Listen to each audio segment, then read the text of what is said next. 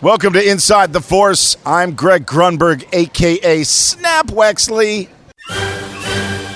It is a period of Star Wars mania, as new movies, comic books, novels, and TV shows populate the system. Fueled by their love and passion for the galaxy far, far away, two exceptional geeks tap into hundreds of holocrons in order to bring you the knowledge and insight of all things Star Wars. Come and join them as they go inside the Force. Welcome back, everyone, to Inside the Force. Dave Cottingham here with Casey Cooley. Hello, everybody. Happy New Year. Happy New Year. First episode of 2017, Yes. which looks like it's going to be a fantastic Star Wars year. Nuts. This is a huge episode. Huge episode. Packed episode. You're right. For this. Huge episode to start the new year. Man. It's been a couple weeks. Yeah. We went to the holidays kind of happened. Hope everybody had a great, safe, happy holiday. Mm-hmm. Happy New Year. And we are ready to just dive into some crazy, just mind-blowing news and stuff that we've seen. So let's not even wait. Let's just get it. Let's do it. Well, so let's get back. We'll get back to kind of the format of things, right? Let's get into some news. And then we'll kind of go as we go with that. So lots of movie news. Movies, I mean, we'll kind of hold off on Rogue One stuff because there's some stuff about reshoots and all that awesome things. So Han Solo movie, I'll kind of start that since that's kind of been on my mind. I mean, just got some new information with that today. Han Solo movie, first off, is rumored to be delayed to December of 2018. Probably just sounds like just so they can capitalize on that Christmas holiday. Yeah, they're 2 for 2. Yeah. I mean, why chance it? You know what I mean? Yeah. I mean, summer crowd, holiday crowd. I don't know. I don't mind. I'd rather that happen because it's like I know we'd get a movie in 5 months. Yeah. But then we wouldn't get a movie for what, 17, 18 months? So, yeah. Right? That's true. I like so that. it's a good 12 months to ramp up. So many things. Because you also think about it, like, so episode 8's coming out, right, December. Mm-hmm. The video, the DVD, the Blu-ray would be coming out roughly around the same time Han Solo would be coming out. Would have been, yeah. Right? So this way, like, Rogue One it's too much. Will be out. Yeah, so I got to enjoy Rogue One at home for like 6-7 months, and then I go see episode 8. Yeah, and there's more Rebels to watch between that, some more books to read between that. Oh, yeah. Games to play. Ugh. So that was kind of the first thing past couple weeks that we've heard. And then today I read that Woody Harrelson is in talks to play Han Solo's mentor in this film. Yeah. That's a crazy casting choice. Yeah, and I was going to look it up, but did you ever, and I think we've talked about this before, but did you ever read his EU books? I did not. The trilogy? Okay. So there's a mentor in that book. Okay. And I want to say his name. For some reason I keep thinking of Stryker, like X-Men. Like X-Men. Yeah. I think it starts with an S. I can't think of it. But I'll look it up. But I think, is he kind of like Woody Harrelson has a very particular personality when he does his roles. Well, he's a smuggler. I mean, he's a smuggler guy. Yeah, He's a so I can scum smuggler guy. As being that kind of character. In those books, I can't remember what happened to Han's parents, but he's basically abandoned when he's very young. Mm-hmm. He gets as part of this guy's crew, and one of the I think it was either, I almost feel like it was like a maid or something like that, but they had a female Wookiee on board that kind of took care of Han. That's where he became very fond of Wookiees. Very good. And so when something happens to her, I don't want to give the book away too much, I guess. If something happens to her, which obviously when he sees what happens to Chewbacca, that's why he steps in. Okay. So it's but this guy taught him everything he knew, and kind of like if you read Kanan's. Yeah, I was actually thinking that when you were very just similar. I mean, that. when I read that, I was like, wow, this is kind of similar to what happened to Han. Modeled it after it. That's interesting. All right. So I'm gonna look up his name, but yeah. So I can definitely see Woody Harrelson playing just a smuggler, just a Han Solo type, where you hate him, but he's a scoundrel, but you love him. He's hilarious. He's funny, and he's awesome. He can kick some butt probably. But another little piece of information though I read, it was a tweet. I didn't track it down to see the source. Is a screenshot of this tweet that was published on this article that I read about this news. But the tweet said that Woody Harrelson wasn't even the first to be considered for this role. That before Woody Harrelson was considered, Christian Bale was considered for this mentor type role. Really? Yes. I need to see. I actually kind of feel like Woody is more. He's more scoundrel. Type. Gosh, I would love to see crazy. Christian Bale in a Star Wars movie. See, I was close. What was it? The guy, so Han was aboard this vessel called the Trader's Luck, and it was pirated by a barbaric named Garrus Shrike. Garrus Shrike. So, and it says Shrike. It says Shrike discovered Han as a street urchin and took him into use as an actor in scams. Okay. But he spent basically about 19 years aboard the ship. I'm sure they'll look at that for inspiration. Yeah. So by sending Solo and other children to the streets on various worlds to beg for money, Shrike made a fortune. Life aboard Trader's Luck was hard and cruel, but a young Solo found solace and care from the Wookiee cook. Oh, it was a cook. Okay. Dulana. So that's right. She cooked for him. Yeah. So she took care of him, and Han and stuff like that. So. And I just looked. It's a Hollywood Reporter, the news source, The Hollywood Reporter. One of those guys, I guess, reported on this and said that Christian Bale was one of the other contenders, and I would have loved to see that. Favorite actor and my favorite franchise would be incredible. But Woody Harrelson would be fantastic. That's a big name for. Forrest Whitaker was a big name too. That is a big name. Woody Harrelson, and he's got some good things going on now. He's in the new Planet of the Apes movie. That's right. Yeah, as the villain in that. He's huge. He's always been big. He's never really had a a downward spiral of films. He's always been in great movies. I feel like very funny actor, and he can be a very serious and dramatic actor too. He's incredible. Awesome stuff. Still on the edge though about this whole film. I know we say this a lot and beat it over the head, but just so everybody knows, I'm still kind of waiting to see. Although the casting so far has been great. I actually saw a picture today. Someone, I guess, was walking by this diner, probably in L.A. Did you see this? I saw that. Took a picture of Harrison Ford talking to Alden Ehrenreich. Yes. In lunch.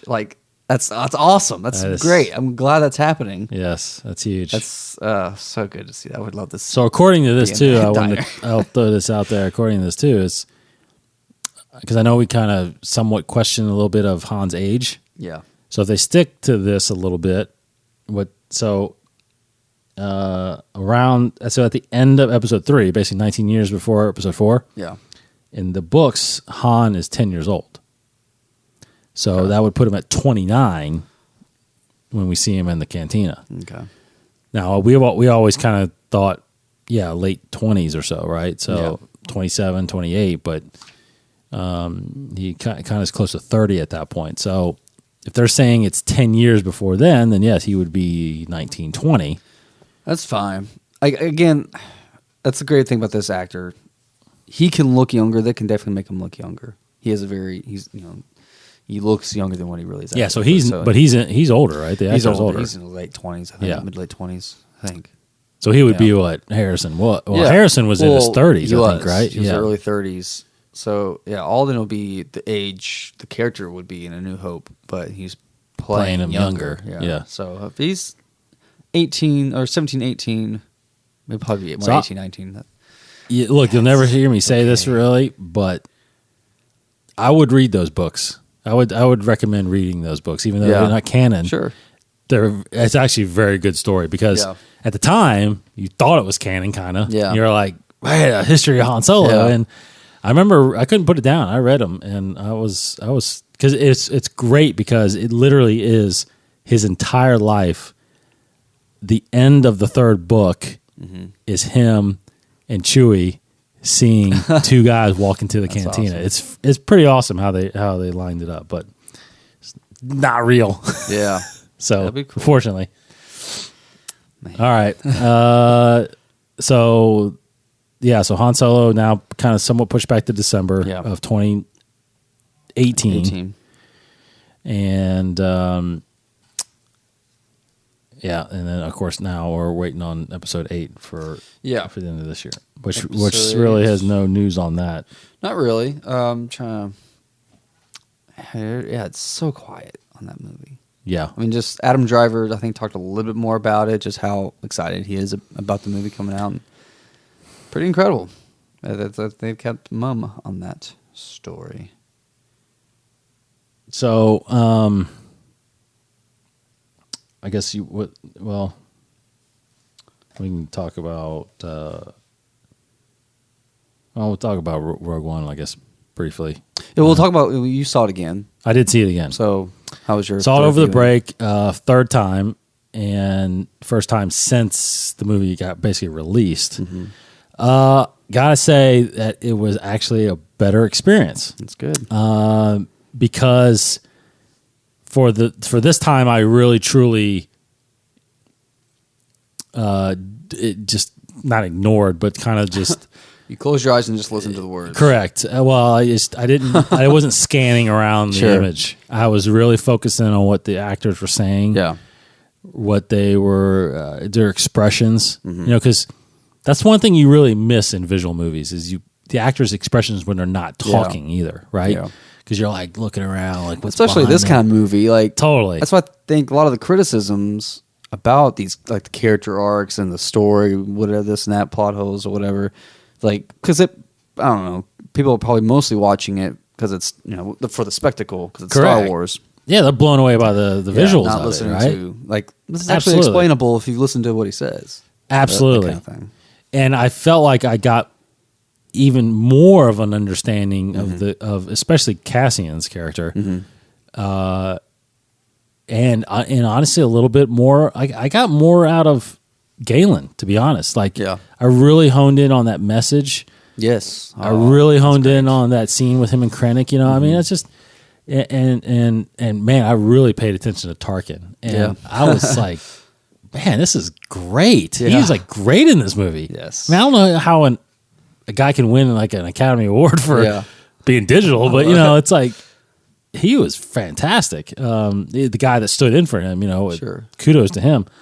But no, I did intentionally make sure I caught Chopper this time, so I saw full image. Now he's rolling by pretty fast. Did you hear the noise? His Yes. sound? Oh yeah. But he's rolling by pretty quick. I mean, he's literally on like probably 20 frames. It's getting to the ghost. Yes. But no, overall fantastic. I mean, I loved it even more. I do have to say though, I have the one issue that came up was 3PO and R2. I want to get the exact dialogue down that's happening with the command that little commander guy with Mon Mothma. But we kind of talked it through today, and I think it's explainable. But everybody's kind of leaving, and they're there. And how do they end up on the Tantive Fleet 4? And how do they end up inside Admiral Radiss's ship? And it's like, but but you brought up the good point. They do all show up on Scarif at the same time. So there had to have been time there that they rendezvoused with everybody else that was leaving Yavin. So it's explainable. But when you see it though, it's like, wait a minute. Yeah. Did they like dock while they're fighting? Sure, It's like, but no, so that makes complete sense. And now with this visual dictionary book that I picked up, that's which I recommend huge for everybody out there. It's the Rogue One Ultimate Visual Guide. I mean, there's a lot of information in there. Some stuff from what we'll see in Rebels, I think that's in there. But there's kind of a galactic map in there.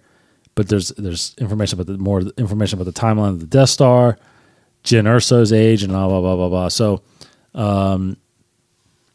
but also in there, I lost my train of thought there, but A lot of good info.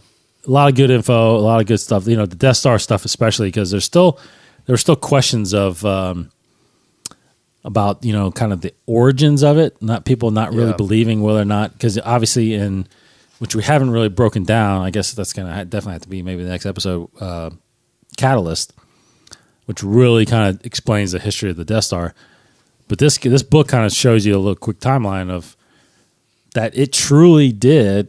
Now, spoilers, I guess, but it truly did come from the mind of the Geonosians, especially Poggle the Lesser. Yeah. It was they were looking for a weapon, and they went to Geonosis because I guess again it hasn't really been fully, I guess, illustrated, but I guess the Geonosians, that they have a droid factory there, but I guess they're building all kinds of stuff. They might be building Star Destroyers. I don't know. I mean, a lot of the when the Clone Wars broke out on Geonosians, they have all those tanks and weaponry. I guess that they maybe build all that stuff. I don't know. Yeah. So it's possible they're weapons manufacturers. Mm-hmm. Dooku, under the disguise of or Tyrannus, under the disguise of Dooku, went to him about, hey, we need a weapon. What do you got? Mm-hmm. And they basically said, well, here's a weapon, but powered. It has a super weapon, but we don't know how to actually create it. You know what I mean? It's like it's possible. It's all theories and it's all theory. And the theory was that you can use kyber crystals. I don't know how he knew about that, but maybe he didn't, and maybe it was Dooku and Sidious that were like, because remember Sidious is a Sith. Mm-hmm. Those Sith temples have weapons on them, and they're powered by kybers. Mm-hmm. So I guess you could assume they were the ones that maybe said, "Well, let's see what we can do with." But they didn't know how it would work, right? So that's where Galen came in. That's cool. Anyway, so great book, great knowledge. We'll dive into Callus when we got more time because we had too packed in this episode. But that kind of segues into an unbelievable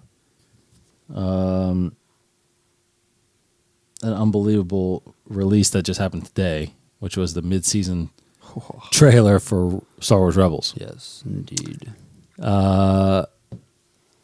I mean, basically, it's what we've been hoping to see is going to happen. Yeah, it's going to happen. It's going to happen. So let's. And I gotta admit, and I will just go ahead and say this because we like being open and comedic on here. I was going into the bathroom today. Yeah. And I get on my phone sometimes, so I was like, so right on my feed, there's this. I'm like, did you see the image, the screenshot of Ezra? The end? Okay. No, I just saw Ezra, and it said mid-season 3, and I was like, oh man, cool. And right away, I was thinking, I wonder if Casey's seen this yet. So, but I started watching it, and I'm in the bathroom going, what the? Yeah. I was just waiting for someone to walk in, like, what the heck's going on in there? What'd you do? Yeah, like, you need help in there? What's going on? But no, I saw this. I saw that. Shot yeah, me too. With him looking at Obi-Wan in the holocron, which you've seen in the very first episode, Spark of Rebellion. But Ezra had not seen that. It was Kanan who had opened it, right? Okay. I can't remember. I actually can't remember. Yeah, because remember he walks in and he kneels down and opens it with the Force, because at that time Ezra didn't even know. So he's the one that opened it and heard the message again and replayed the message. So Ezra, this is the first time he's actually seen who Obi-Wan is. Yeah. And there hasn't been any mention of him, so I don't think he doesn't obviously know who he is. So, but as soon as that started happening, I'm like, oh my, they're going to show it. They're going to show him. Yeah. They're going to show freaking Maul. But anyway, that was at the end. So the whole base of this thing was really about more about, it looked like Saul and his storyline. Finally, Thrawn's intentions and what's going on there. Now, did you see where? I guess he discovers there's a mole. I guess. Yeah, And Fulcrum. Well, they hinted that the finale, mid-season finale, that Thrawn was like, "We have a mole somewhere." Oh yeah, right. But this is like, like he knows its name is Fulcrum, and it's getting closer to Callus. I guess. Yes. Seems like it's getting a little more tense. So, what's your thoughts about it so far? Looking at that trailer, it's phenomenal. So the Saw stuff is great. Excuse me. And it's about him, finding stuff about what will eventually be the Death Star, but he doesn't quite know yet. And Thrawn, finally, I guess, he said in the trailer, like, this is what I've been waiting for, or whatever kind of thing. Like, the rebels will show their weakness, and he's going to totally obliterate them. And no, he's not going to accept any surrender, that was a cool part of the trailer. Has some Death Troopers with him, which is awesome. Yes, I didn't catch that the first time actually until you said it. I had to go back and see that. We saw other really familiar faces. Dodonna was in there. Yes, Bail too. Bale's in there. Mon Mothma was in there.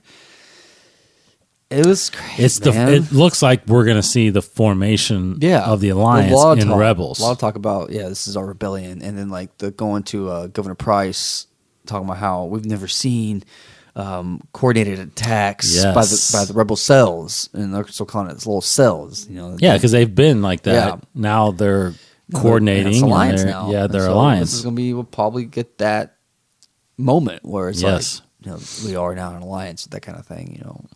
That's going to be incredible. And it sounds like Saw, from what we've heard in other sources, Saw is that kind of driving force to help them, I guess, combine their power or resources.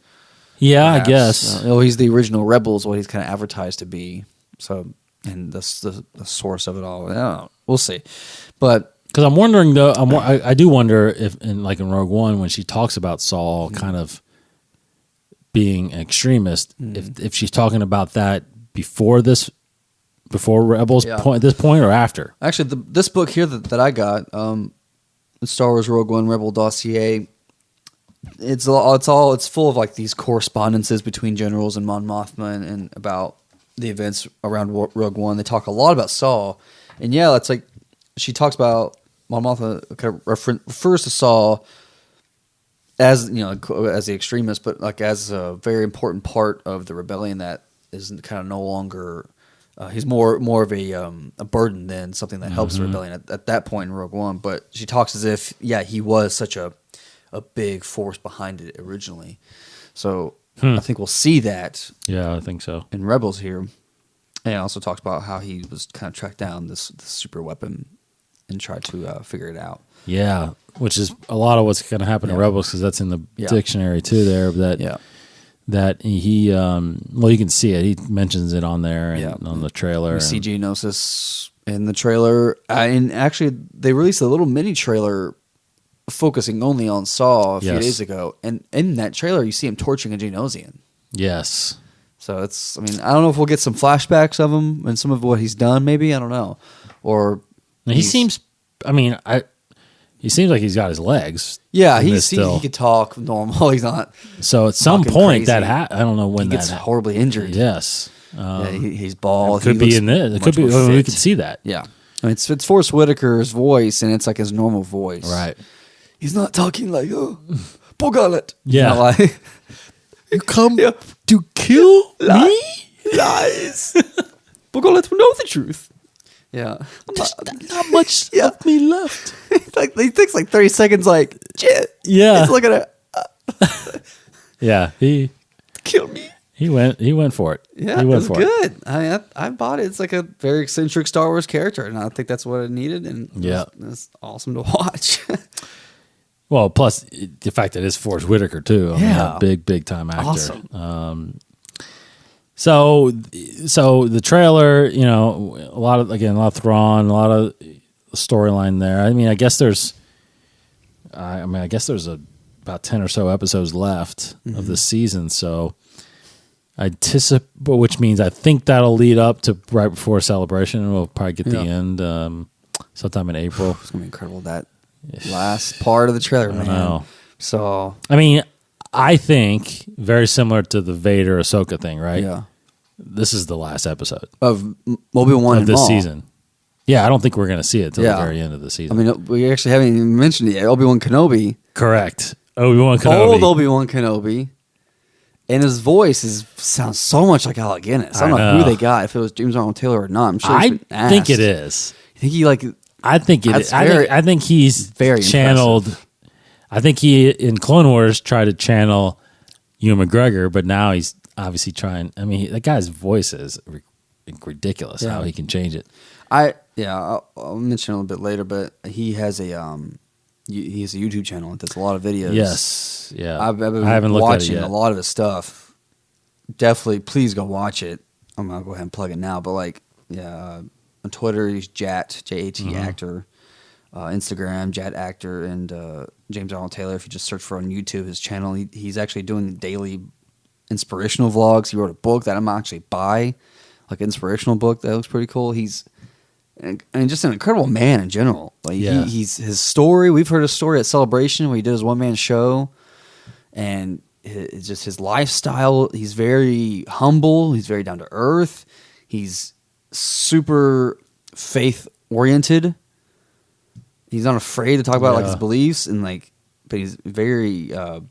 He seems like just a phenomenal guy. So I love watching his videos on YouTube, and he's trying to actually do more shows. Like he says on his channel, he's going to do a Clone Wars commentary show and do his Jat show where he interviews guests and stuff like that. So please go support his channel, his book, all his endeavors. He's a phenomenal guy, and he'll answer all kinds of questions too if you ask him stuff. But if that is him as old Obi-Wan, that would be very impressive because that doesn't resonate. I cannot recognize his voice at all in that. And then just the one got 3 shots, like him with the fire, Obi-Wan, Maul walking up out of the darkness and they're just both igniting their sabers. Yeah, and there's one shot that looks like it's the daytime on It's the big deserts. Yes. If you see someone back I think there, it looks like Maul. Yeah, it doesn't look quite robe Obi-Wan. It's almost like he's walking the entire desert all day, and Just then looking finally for at night he finds him. Or following the Force, I guess. I guess, yeah. That's, oh my gosh. I could definitely just see it being like a 2-episode thing or maybe even 1-episode thing. I don't know, man. Are we even going to see the fight? I think we'll even see it. That would be torture if they hold off on that. No, I think we have to see it. Yeah. We'll see. I think we got to see something. Like, do you think the guys, Ghost Crew, will go there? See, I don't.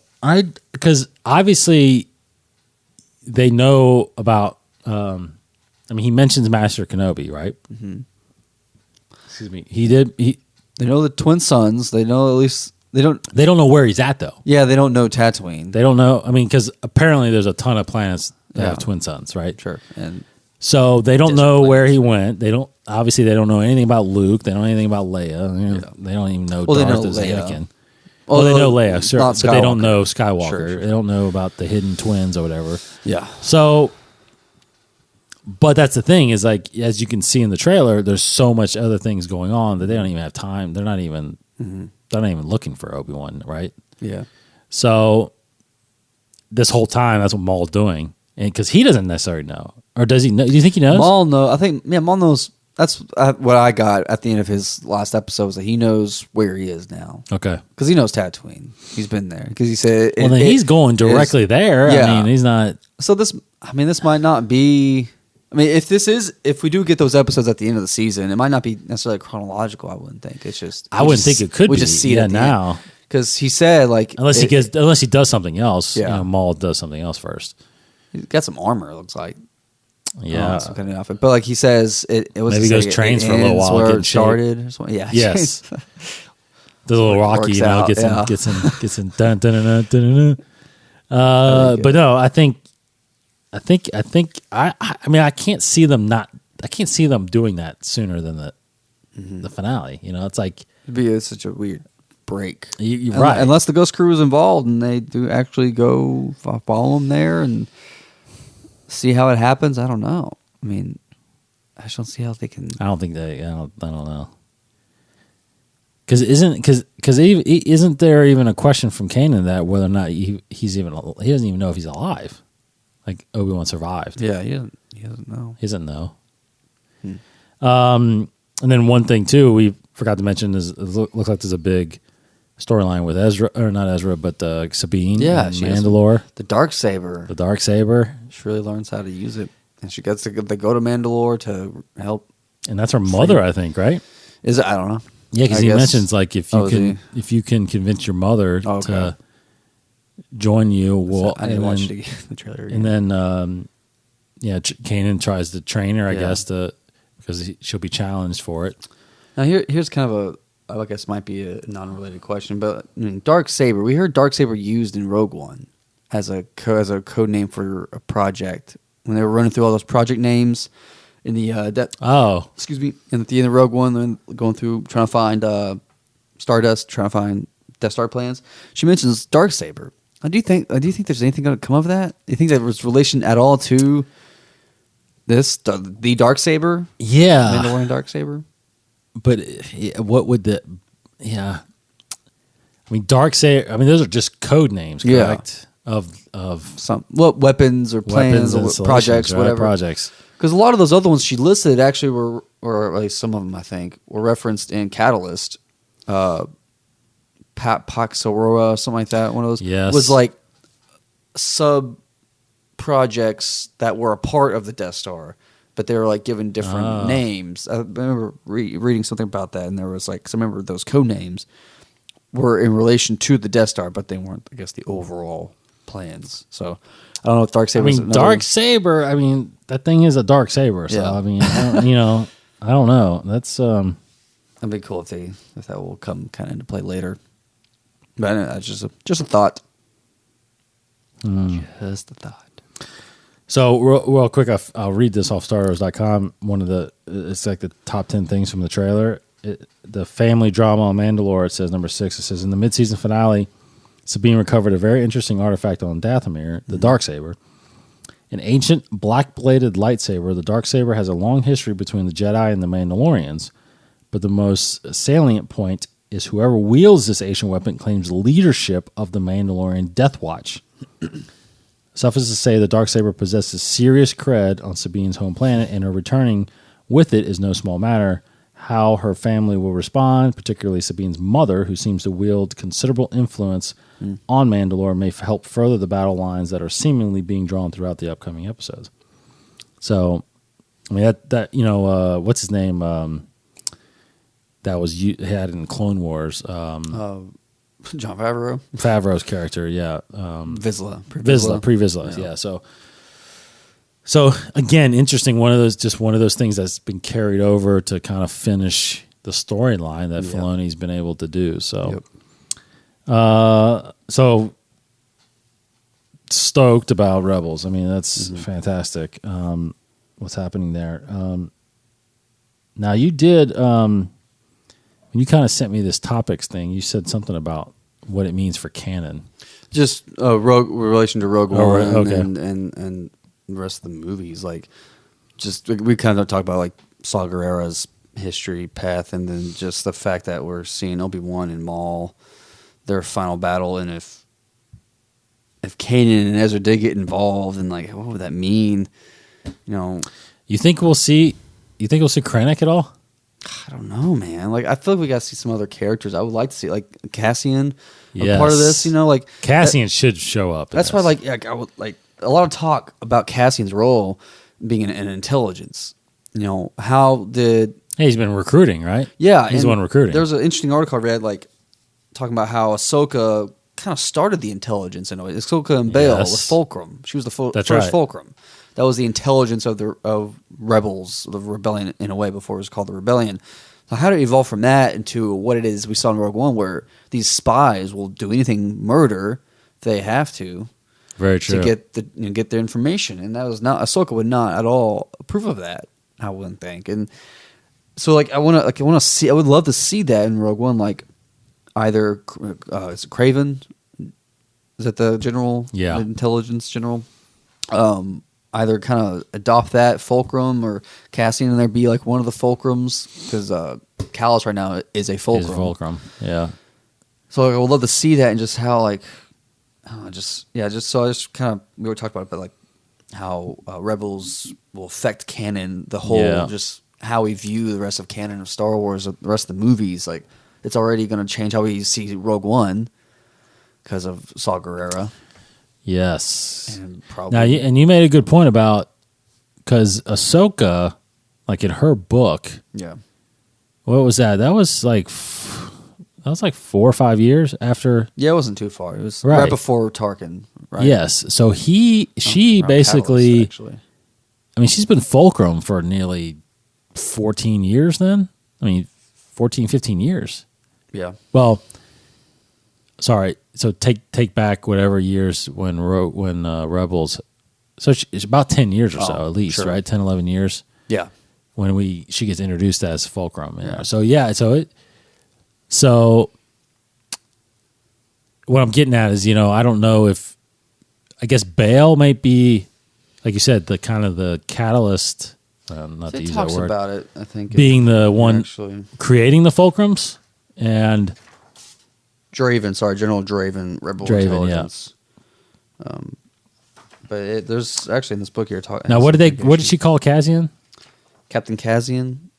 I mean, What was he? What was his? I can't remember. What did she say? I'm pretty sure it's actually in here somewhere. I thought it was intelligence. It wasn't intelligence. Yeah, he's in intelligence. I'm trying to find here because there's actually like a letter in this from Draven to Mon Mothma, or Draven. Oh, it just is recommending Captain Andor to the operation, and they actually call it Operation Fracture. I guess is the whole mission of getting Galen and Bodhi and the yeah. plans and all that stuff. It's just Rebel Intelligence. That's what they call She it. called him Rebel Intelligence. Yeah. Yeah. So what I'm getting at is that I guess Ahsoka may not have even known what the other Fulcrums might have been doing. Probably, yeah, maybe. You know not. what I mean? Yeah. Depending, because honestly, I didn't even realize that there were multiple Fulcrums. Yeah, well, that was kind of the first time, I think, when we were introduced to Wedge in Rebels, he was a Fulcrum. Wasn't he? Was he a Fulcrum? No, I don't think he was. His voice was disguised. I guess I assumed it was like a Fulcrum type thing. Well, Cassius, though. Cassian. No, what is that? Callus. Gosh, dang it, these names. Callus is a Fulcrum. Callus Now he's a Fulcrum, right? was kind of the one that we got an idea like Fulcrum's bigger than what we initially Yeah, thought. but you see, Callus's Fulcrum is more or less he's like a spy basically. Yeah, I mean, He's not really he's not recruiting really. No, and I mean, that's why maybe Cassian is a little different, but maybe Draven was a Fulcrum. Yeah. Maybe he was. I don't know, but like they just maybe there are no more Fulcrums like at this point. But that Yeah, at intelligence, some point they're probably not. Yeah. See, I would think evolved from what. Well, probably once the alliance is formed. Yeah. Right. Because right now there's not. Yeah. That's what, because that is kind of what Fulcrums are doing, is they're helping the cells, right? Because Ahsoka was helping the Ghost Crew Yes. as a hidden identity up until I guess it was time to bring her into the big fold, bring them in, right? Then she kind of revealed herself. So that's kind of, I guess, maybe the purpose of it. But now that if there's an alliance formed, there's no need to hide anything. They're Sure. basically saying This is we're it. fighting the Empire. This is us. Yeah, We're here. so- Get used to it. Okay. Were you still looking for something? I was trying to see because I thought there was some kind of letter from Bale, but I guess there is not. That's all right. Anyways, moving on. Moving on. Yeah, here's Bale. I'll scan it to see if there's anything of note. But go ahead. I think unless you got something else. I mean, we can talk about the Rogue One reshoots because there's been some more information about that. Yeah. Articles released with the editors talking, Gareth Edwards talking about it. And even today, I just saw some images of scenes that were I did see not that. there. Yeah. Like, I mean, the articles that we've been reading from the crew, they really, I think, play it up to me not as serious or as dramatic as it was, but they're saying like there were some reshoots, some reworking of the script a little bit, some scenes that were added. There's like two in particular that were added that I think actually were awesome, but reasons why we didn't. There's stuff in the trailer, but not in the movies. But they said it was like they just really played it up to not be a big deal. Like, yeah, we changed some of the things of what the main characters did in the last act, and but the story is essentially the same, and the movie is there. It's all pretty much there. There's really not much deleted stuff about it. But again, going back to the trailer, like we saw Jin with the plans running on the beach with the rest of the most of the other rebel crew, the spies. That's a huge change in action, because why would you be running across the beach with the plans when it was all together in the same building? So we've had our theories about that and this and that and the other. It's just, I mean, like, do you think that they are playing it down, like, just so that there'll be no drama or controversy about it all? But I mean, I'm not saying I don't like. I still love the movie. There's nothing really I can pinpoint that I didn't like about it or it was missing. The scenes that they said they added, were actually great scenes. Right. Yeah, I think they're just kind of doing their due diligence in responding to the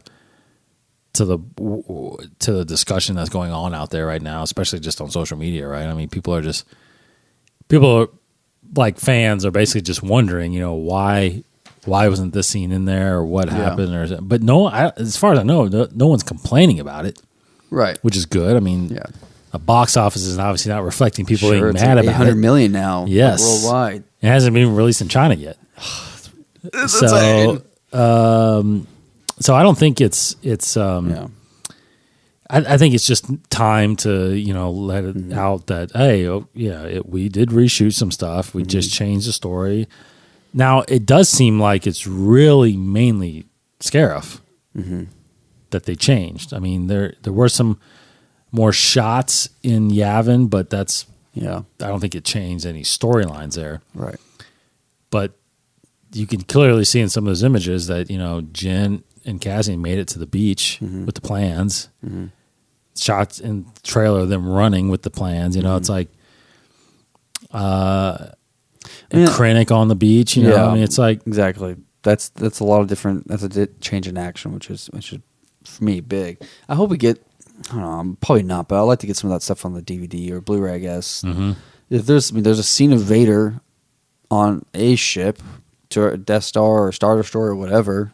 There is that we saw in the trailer, we've seen pictures of. I want to see that. More. There's more Saw. See, I feel like that was added in, or I feel like that was there before they added Mustafar. Maybe. And just moved that scene there, but he never says the line. But it feels like that's when the conversation is happening, because they're talking about the Death Star and all that stuff. Yeah. But I loved his explanation, kind of why he wanted that scene in there. The back to tank, where he's like, I was always wondering what else was with this guy. When you see that the back of his head in Empire Strikes Back, I wanted my version of that to show that this guy is he's a crippled man, and he's a amputee, which is weird to say, but it's like, because once he's walking around, you're like, oh, he's fully, he ain't hindered at all. He's actually more powerful, almost, in a sense. So that was interesting. And I think there was what I can't wait for the Blu-ray or the DVD, whatever it is how they did Tarkin. Yeah, because Did you see that where they actually had a mold of him? I think so. Or some kind of Peter Cushing is what I mean. Somehow they had a mold of him that they were able to scan in and obviously make it, which is crazy to think. But I've read that they really analyzed his facial movements, like the way his lips move. Oh, it's pretty good. Yeah, I mean, this last time I watched it, I was really zoned in on him, and I was, his movements on there are pretty freaking good. And that's the only thing. Whenever I think about the movie and like potential flaws, like I think about CG Tarkin, CG Leia. Although I think Leia, for me, Leia was not as believable as Tarkin, although some people think it's the complete opposite, Yeah, I which don't is think fine. so. But I mean, I think about that, but it's like, yes, I know it was fake, and yeah, I could tell it's CG in some parts, but that does not at all take me out of the movie or ruin the movie. Like, I still think it's a phenomenal movie. Like, people get so hung up, I think, on some of those things like the Vader scenes, the Mustafar or Krennic or Jin's motivation or even Galen's motivation and not understanding quite if he's against the Empire or whatever. Like, why is he actually working for the Empire when he knows it's bad? Like I get all that because I heard what he says in the movie. Catalyst definitely helps a lot in that backstory, but I don't think you're missing anything to believe the motivations of these characters if you did not read Catalyst, if that makes sense. But but there was the scene. One of the scenes I would add was the one with Cassian on the Ring of Kafrene, where he kills that spy. That was added. That was a reshoot to help improve the character of Cassian. The scene with Bodhi Rook in the desert approaching Saul's men when he was blindfolded or had the hood over his head, and trying to say, like, I need to talk to Saul. Let me talk to Saul Guerrero. That was added too. So it's good. Some good additions. Like, there's nothing wrong with it. It's good stuff. No, absolutely. I do want to see it probably one more. I'll see it probably one more time. I need to see it one more time. I think I saw Force Awakens 4 times, so I'll get my fix in. Get it one more time. So unless we've got anything else, because I think that's all the craziness that's happened. So we do want to finish and talk a little bit about the loss that we actually had last week, which was, of course, Carrie Fisher passing away. Absolutely. Was it a day after, a couple days after Christmas? Yeah. Yeah. It was crazy. It was Wednesday. Yeah. Yeah. Because I was on the shoot. I was out about a week ago. I got it while I was filming. So, of course, everybody heard it. I remember when I first heard about that heart attack or whatever. I mean, I just on a plane. Unless you're getting medical attention really fast, it's just the fact that we didn't hear anything for a couple of days, I was like, it's not good. This is not good. So,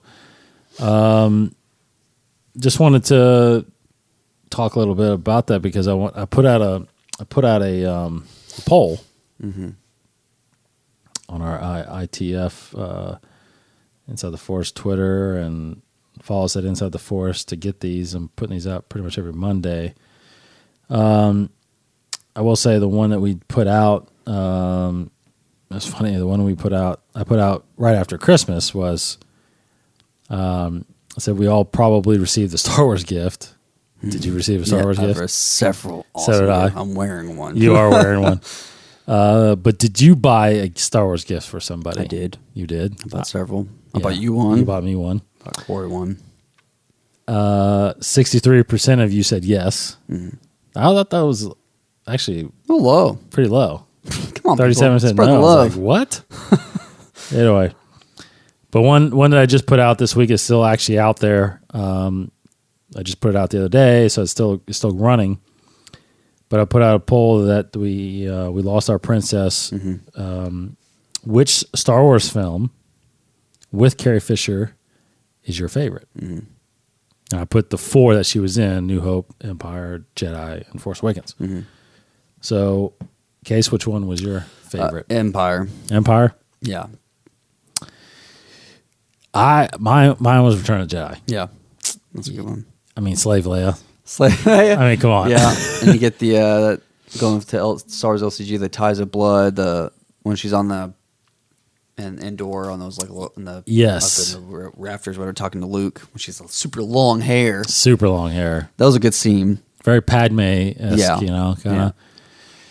No, yeah, I was. The fact that she discovers her lineage at that point, and I mean, just to find out you're actually Darth Vader's daughter. I mean, that's pretty heavy. It's a lot. Yeah, Empire. It's just that the love story, man. Yeah. It kills me. Yeah, It's so good. it's pretty good. It's just all of her scenes with Harrison Ford are out of the park. In the caverns of Echo Base when they're in the hallways there. Yes, yeah. It's like there's a little scene where she chases Han into the hallway and she's why asking why he's leaving. I want you to leave, and Han's trying to get her to say because you love me, that kind of thing, or you have feelings for me. Yeah.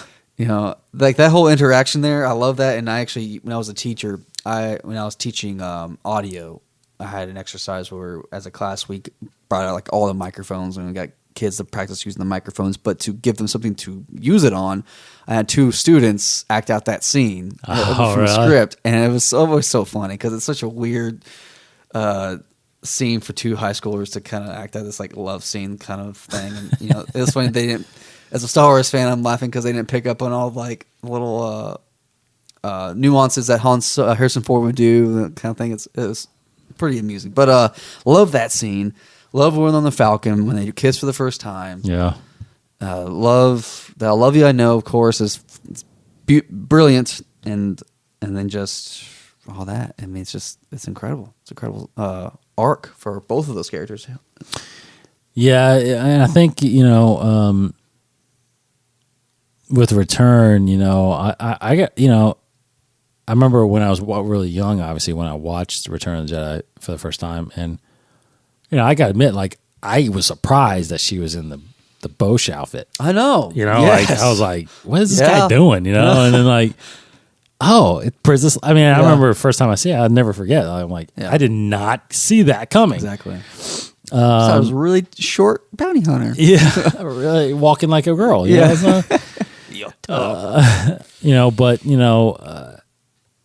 She's very strong, and I got the pleasure of actually meeting her twice, both times at Celebration.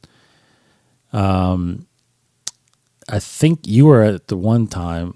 I don't think you met her, but it was when we went to. I didn't get a picture with her. I think you were there when me and Charles did, right? Yeah. So me and Charles got a picture of her. Now I'll never say it to her. Obviously, I wouldn't now, but it's like I hated that picture, to be honest, because if anybody sees this thing, which I don't know if you will, Charles used it, I think. Well, yeah, but because she's on it. Charles gets really close to her, so she leans into Charles, like, and I'm just kind of like hanging off at the side. I'm here too. Like I'm just gonna. Yeah. I'm the third wheel kind of thing. It's like, but she was really sweet. Now that was 2000. What was that? 2012. I think. Did you go to 2012? Celebration Celebration 6 of my very beginning of my. Was it 6 or was it 5? They took a picture with it. Celebration 5 was 2010. That's when I got a picture with. Because Celebration Mark 5 Hamill. was the 30-year anniversary of Empire. Yeah, I got a picture of Mark Hamill at Celebration 5. Did you go to Celebration 6? Yeah. Yeah. Celebration 6. That was the beginning of my 6, senior year. I think. Which was 2012. Yeah, 2012. Yeah. Okay. So that was that. And then we went to Anaheim this past 2015, right? Yeah. Me and Charles and Chad, and I think it was just us, right? Yeah, and then we met Rains out there. But I'll never regret this decision because the 3 of us were standing there like, we got to get our picture with somebody, and we were looking at the prices and all that stuff, and they were pretty expensive. And then we saw one as like, it literally said Skywalker twins, and I'm like, man, we got to do that, man. So we pulled our money together. We did that, waited in line, and you walk in, and there's Carrie Fisher, there's Mark Hamill. Now that's a great picture. I've had that sitting out before, and I was over by Hamill. Of course, Charles is over by Carrie, and I think Chad's in the middle.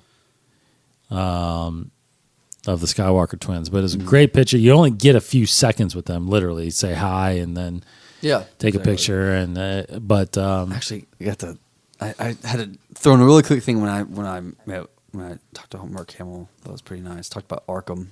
Oh yeah, that was pretty nice a little bit. But yeah, I wish I'd done with Carrie. Yeah, got to meet her. I saw her interviews a few times there. She like a lot of the original trilogy.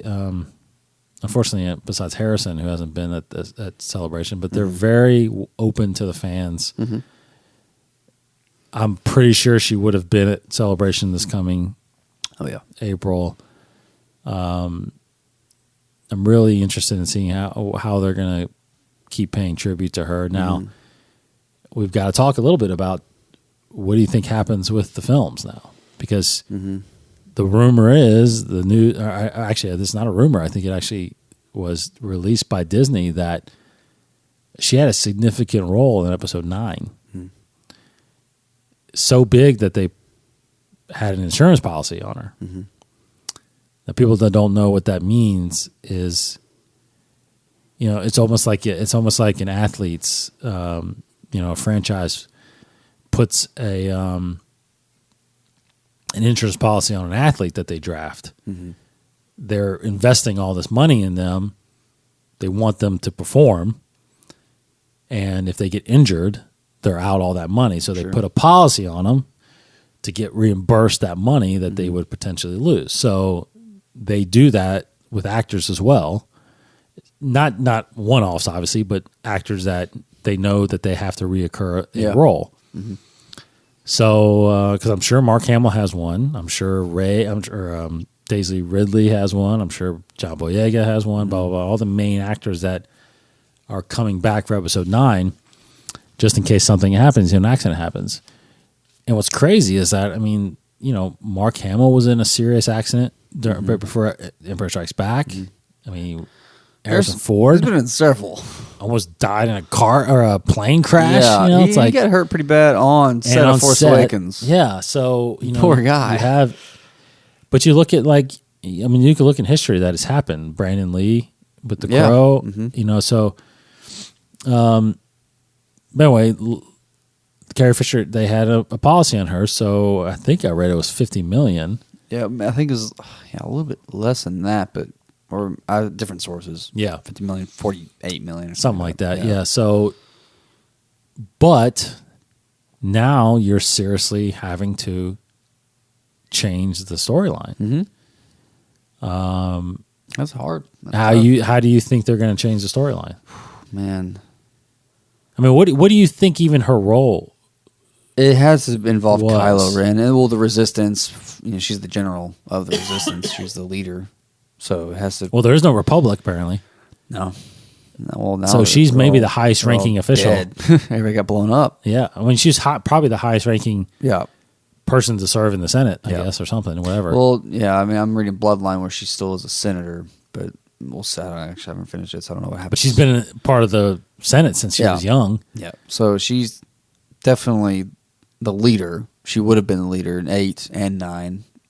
And, the thing that it's life, it happens, it's very incredibly tragic, but I'm not worried. I'm not worried about Star Wars. It's going to be a loss, but whatever happens, it's fine.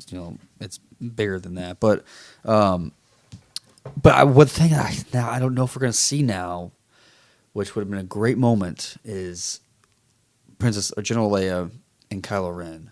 Some kind of we got the Han Solo Kylo Ren moment, and I don't know if we're going to get that anymore. If it didn't happen in 8, which we don't know, if Kylo Ren does have a moment with Leia, we're not going to get it at all.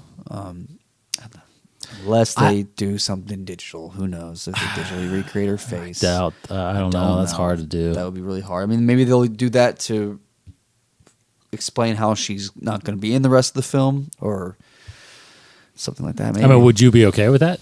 It depends on what they do, I guess. What if they do? What do they do with like they did Tarkin? If I would think they would do that and then reduce her role significantly. I don't see her being. I mean, she wasn't even that many scenes in Force Awakens. Well, I don't know how significant means. I think significant would be like on the level of a Tarkin, because Tarkin's role was significant. Yeah, But he was only. I mean, he's in what half a dozen scenes. would you count her role significant in Force Awakens? No. Yeah, It would be more than that. I think it would be. Yeah. It would be like Tarkin. It would Yeah. be probably like 4 or 5 scenes, significant dialogue with Yeah. somebody like Luke. I mean, there's got to be a time when she embraces Luke. Yeah, we're gonna get that in 8. Like, I'm excited totally, about that. I totally agree with that. I'm very yeah. excited to see. And that's gonna be very emotional to see it. Absolutely. Her interactions with Luke in 8. So we'll get that, which is gonna be fantastic. I feel like she will be a big role in 8 already, though. Yeah, I think gotta be she's. pretty I think big. actually she would be have a bigger role in 8 because I feel like 9 has got to be more about Rey Yeah, Rey and Kylo. Yeah. and possibly Luke and Snoke. You know, Yeah. something like that. You know, Leia's still kind of a secondary character, I think, at that point. But, but I do think that I would be okay with that. I mean, I would be A okay little bit with them doing kind of paying tribute to Yeah. her in a sense, like they did with Tarkin. You they know, did, and Paul keeping it- Walker. Then they do that with him. because look, and they could have they could have easily recasted Tarkin. Yeah, they had that as a backup plan, or not recast Tarkin, but like use another means. Use another if means. it didn't work. That's right. But when you discover and you look at that, I mean, it didn't make sense to be anybody else, right? So you had to. Or no, I think the backup was using him as a hologram. Yeah, because that then was you one can of them. CG easily. But you know, they showed that they can do it, and they showed that majority of the fans don't mind. Yeah, I think a lot of them would actually champion this, if as long as it wasn't, as long as she wasn't like in 90% of the movie, and you know, it just became weird, you know that. But I don't think she's in that much, and I think I would be open for having someone stand in and recreating her digital face on there. So that's a few years from now, or a couple of years when they start working on that. So that time to I figure it anticipate out. them changing the story, though. Yeah, Yeah, and possibly, you know, unfortunately, killing her off in the movies yeah. between 8 and 9. Because it just doesn't seem likely that they would write her off between 8 and 9. If they would say like they wouldn't kill her off between the movies. Like if she were to die, we would see it in the film. I think. Well, unless do you think they're changing 8 at all? To kill her off in 8. Yes. I don't know. I mean, again, how would they do that? That's possible, but that's like. Well, It's reshooting you know, 8. the First Order could like invade the base or Sure. find out. Well, they know where the base is. Yeah, I just don't like So- it because it's just like now it's like you killed Han Solo in 7, you kill Princess Leia in 8. You know, you're gonna kill Luke in 9. I don't like. That's how I envisioned I don't like that because it just seems like we got to cut out all the old stuff and bring the new stuff. I think you can still keep her around, it. Yeah. but she just takes a chancellor. She just becomes chancellor and kind of rebuilds the politics side of it. Maybe I don't know. But you never know. Like part of possibly Snoke's training could be Kylo. You know, you need to fulfill your destiny and kill your mother. Yeah. You know, or something like that. I don't know. You know, but there's a lot of rumors that some early talks that Kylo's actually focused on going after Luke and Rey, not so much Leia. And Leia's still, I think, just fighting the First Order, surviving, trying to figure out how to rebuild the Republic. Because, I mean, it's a little overlooked, I think, that Definitely there is no government. Which I'm sure at this point. they'll have to talk about. They'll address that, I would think. Well, yeah, but the problem is that there's also talks about how it literally takes place right after Episode 7. So it's like Rogue One and Episode 4. Yeah. Like there's like Pop one in, put the other one in. yeah, that's like right next to each other. Even though Yeah. it's going to have a crawl still somehow. The crawl's Yeah. going to be It's just gonna so sound- right after Episode 7. Yeah. That's it. Yeah. Luke's, yeah. they stared at each other for another minute or two. Yeah. Here we are. So there's still what I'm saying is that there's no time really. It seems like to recover or figure out what's going on with the Republic. I mean, the Republic's been destroyed. The Navy's their armada's been gone, wiped out. And I hope they address too exactly how much of First Order's gone too. Yes, I would think a lot of their. Well, I think you're going to find out wherever Snoke's at. There's a significant amount of Probably military as well. maybe, Still, probably, yeah. So The Knights of Ren.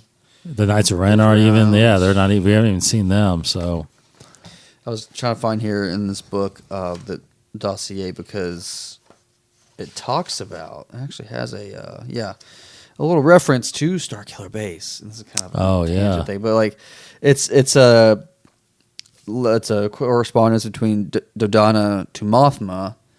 And we're talking about super lasers and the Geonosian factories building lasers and stuff like that. And the Saw Gerrera, for one, was certain that this was the reason the Empire sterilized the surface of Geonosis, talking about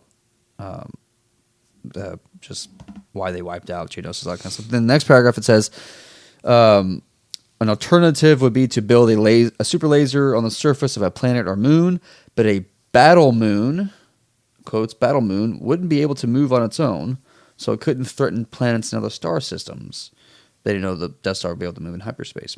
It says, though, Donna says, some researchers have proposed weapons that could fire through hyperspace, but so far no such weapon has but so far such weapons are merely theoretical. That's what the Starkiller Base does. that's huge. That actually explains everybody how they're working on it this whole time. But that explains the big people, even myself, had a problem with. Okay, so when it fires, how is it going so fast? Yeah, how is it getting to that system so fast? Yeah, it fires through hyperspace. If it's going through hyperspace, that makes complete sense. Yeah. Now, and Pablo has obviously said this too. There's parts of physics that they're ignoring. Obviously, right? On how you can fire a weapon through hyperspace, but hey, well, not just that, but to be able to see the explosion. Yeah, sure. Like they would never be able to see that explosion immediately. Yeah, because that travel, it's far, whatever, light years away. Light years away. It would take years. Yeah, but the weapon traveling, now that's significant information. I mean, I guess maybe there's some people out there like, well, duh. Yeah, but it's cool that people have theorized it at this point in the that's timeline. Huge. Yeah, it takes 30 years. Well, more than 30. More than 30 about years. 40 years to make it reality. It's awesome. That is awesome. That's interesting. It fires, so it drains the sun. Yeah, but then fires, and not just one shot either, multiple shots. Yeah, so it pulls some from the sun, and then completely drains it, and then fires the weapon using the core of the planet to power it. Crazy. Anyway, sorry. So I think my final thoughts on Carrie is that it was definitely heartbreaking. Definitely, you knew as Star Wars fans that these days are coming. Yeah. Where we will start. We lost Kenny Baker earlier this year. Yep. Oh my gosh, Christopher Lee. Oh yeah, not too long ago. Not too long ago. I think that was last year. Yeah, but the original people though. Yeah, the original cast. I was kind of. I mean, obviously, I was. I don't remember when Peter Cushing passed. Alec Guinness passed years ago. At that point, it was like, you're kind of emotional about it, but it's not nearly like this because this is years later. She's been around. This is, again, there was hardly that. There wasn't that fan interaction that Alec Guinness had, like they can now with celebrations and cons and all this stuff. So and just her story in general, like she had some issues growing up and in her career, and then she passed, and then she was born in Hollywood. Exactly, her mother, who actually passed a day later, which is also horribly tragic. But everybody has flocked to mourn her. Yes, it's incredible. Yeah, big celebrity pushes. That's what I was going to say too. Like Kevin Smith has had a couple posts because he worked with her. Yeah, I remember and that. it's Jane very Silent very cool post by him. He actually showed a letter that he wrote in 80. I think he said 83. He wrote a love letter. Yeah. Did you read that? I've heard the story, yeah. He wrote a love letter to her, care of 20th Century Fox. And I guess it got to her, and she sent him a signed photograph. It was her of Empire, because it had the braids and the Hoth braids. And it said, God, I can't remember. It said something like galactically yours or something like that. Yeah. Carrie Fisher. And he said that he had it framed for a while, but then stashed it.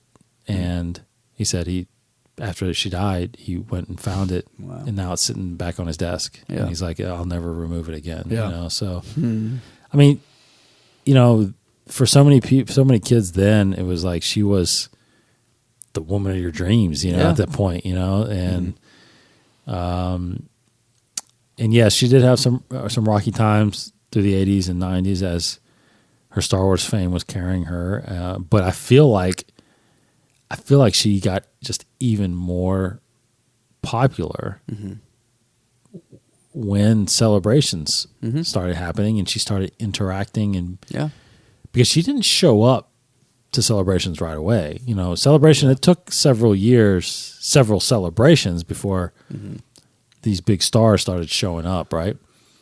Because I'm going to say she didn't show up until Celebration 5. I think that was her first one. I think that was her first one.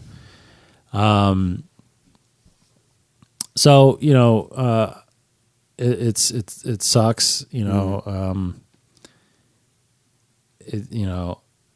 I immediately, it's funny how often I still watch Star Wars. I mean, like everybody, I still pop it in, but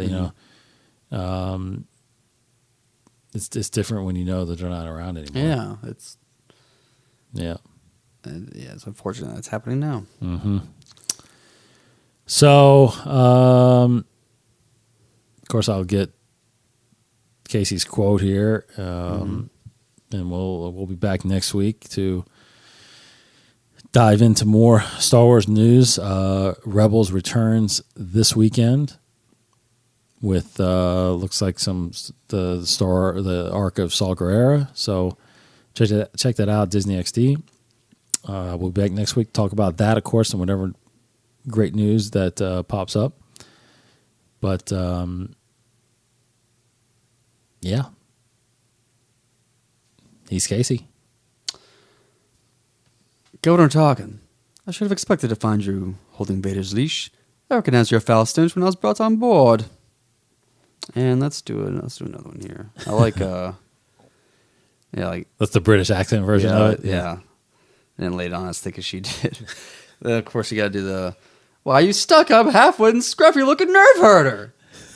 And she has a lot of good ones. She does. I'd just as soon kiss a Wookiee. I love that one. Good stuff. Yeah. Good stuff.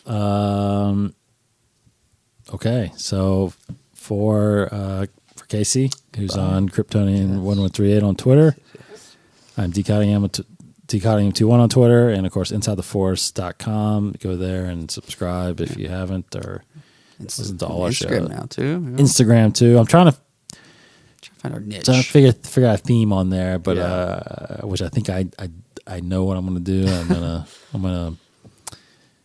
It's gonna be a little cool thing. So we'll have that going. Yeah, we'll have that going. It's not gonna be random stuff. There's gonna be meaning to these. So, of course, I think this is actually, I think we did do an episode where we talked about Christopher Lee when he passed on there, but we'll just leave it as we did kind of with the Kenny Baker one. But for Casey, goodbye, everybody. I'm Dave, and this is For Carrie. May the Force be with you always.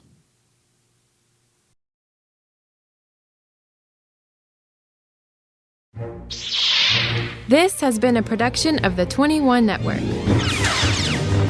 For more great podcasts, visit 21network.com.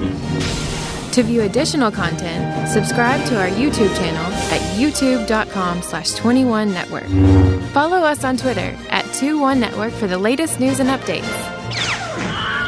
The 21 Network, for the fan and all of us.